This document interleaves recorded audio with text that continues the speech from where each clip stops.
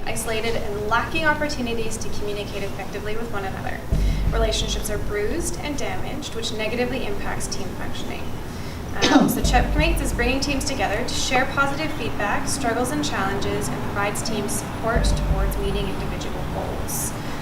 So opportunity is provided to staff to lead the group as a rotating role. This gives managers more time and space to step away from putting out fires and focus more on the tasks of their job. Each huddle is two halves of a whole. So Monday is a launching pad for the week. It sets the overall tone and gives the staff the opportunity to share hopes and goals for the week ahead. And it helps them sort of create a vision for what that week is going to look like and a vision that they can keep in their mind throughout the week. And then Friday is sort of is the looking glass, so it's a time for staff to reflect on the strengths and struggles they encountered throughout their week and to talk about if their hopes and goals were realized. So now I think what it is like for me, anyways, is that to work out the finer details. Like if we could find the details of like what does that huddle really look like, and like also to get a little bit more feedback from the people that we're going to do this with to find out exactly how it's going to work for them in their program and what they're doing. I think is going to be important too. So if we can structure it in a couple of different ways and then try it in a couple different environments, get feedback from people and see what they think, and hopefully we can come up with something that's going to work. It's definitely one because it's so short in terms of the 15. Like you could do a lot of prototypes in a 4-week period, so you could come up with lots of different versions and see what sticks. So that's one of the benefits. Also just the resource or the sharing bank of like where to put, like I can imagine like hundreds of things you can do in your 15 minutes. Like imagine in like a year from now where there's like 500 different types of huddles that have been run, and you can search for different activities or different things to do in those 15 minutes or things that have addressed certain challenges or like just a huge bank of things to do in that time period. I really like the creating of two halves in the whole. Like that works really well in terms of understanding that they're not isolated, but they're part of like a rhythm. Yeah. And I think that getting good at doing kind of huddle methodology would allow teams to be less hierarchical. And I feel like even though it seems like a simple idea, the things it opens up in terms of possibilities, in terms of different workplace culture. Yeah. So it's like the in to like a whole bunch of like ways that teams could work differently that would allow for possibly for agencies to like unravel a bit of the current structure. So you could think of it like in that. One of the things that kind of struck me as you were talking, Jill, is you guys are really focused on sort of almost repairing the damaged teams.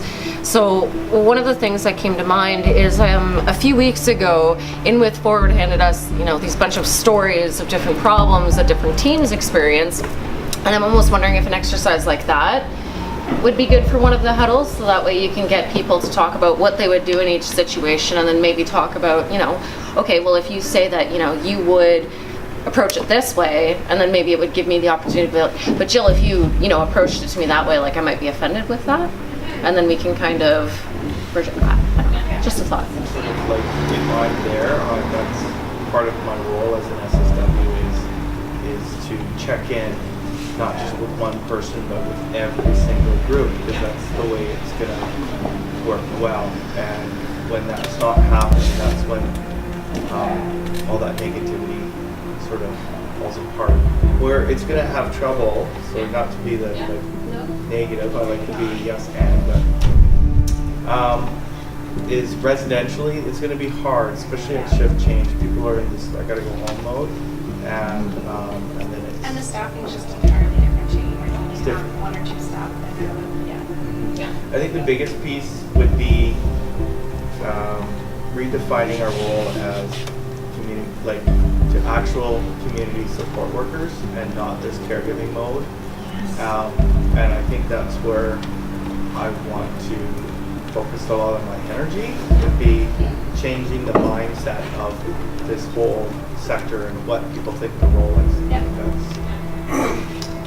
And I've attended that coffee house before, and it's already happening in the sense that all the persons are going to hang out together, all the staff are going to hang out and just shit about life, right? But that could be conformed into an actual structured kind of huddle. They're all hanging out with each other anyway, catching up and kind of doing all that sort of piece, so that there might be some of those kinds of things. But that's also an interesting thing where it's like it's not just staff from one group home, it's staff from like potentially many group Sure, homes, yeah, which yeah. opens up the conversation of what would that look like as a Different kinds of huddles. I also see kind of residentially. This one, when Sarah first pitched, it seemed like one that I would want to try like right away, because this one doesn't seem to require any money, which is nice.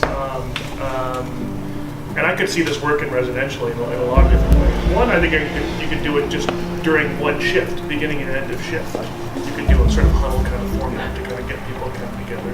And in the same kind of way, you could do a kind of, I get the Monday to Friday gig for day programs is really nice for that kind of Monday Friday thing. But across shifts, you could sort of do like, there seems to be crossover for staff. So I think of like at the program you guys are at, where Bobet works a shift during the week, but then on the weekend she kind of has time to kind of connect up with Haley, right? Yeah. And so there may be sort of a multiple kind of huddle sort of system that keeps kind of building and building and building with an SSW or a couple of these facilitator kind of folks that are assigned that kind of carry it over. Like a contagion within dance. Like a contagion. Exactly, and kind of just continue that communication, and maybe there's something up on the wall that Yeah, folks that's are what I adding was to. thinking, is like either sticky notes or a whiteboard Yeah. or something that people...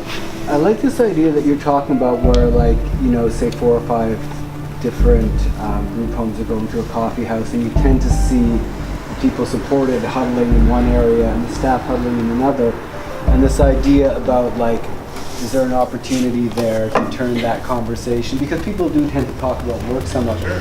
But my feeling is, if there was any way in which this was a formal thing, like, okay, well, look, we're all here, so now we're going to sit down and have this formal mediated conversation, that all of a sudden it, like, is work and it's forced and what have you. And I know that, like, that there have been some folks, like, that there are folks whose job it is to be like in internet chat rooms and say to actually work in certain things like about brands. Like brands will hire people, like, you go into this chat room and talk about, like, at some point in the 2 or 3 hours that you're on today, work in just some reference to the new sunglasses you bought or something like that. And so it actually seems quite authentic, and I'm wondering about, like, would there be opportunities for you to recruit undercover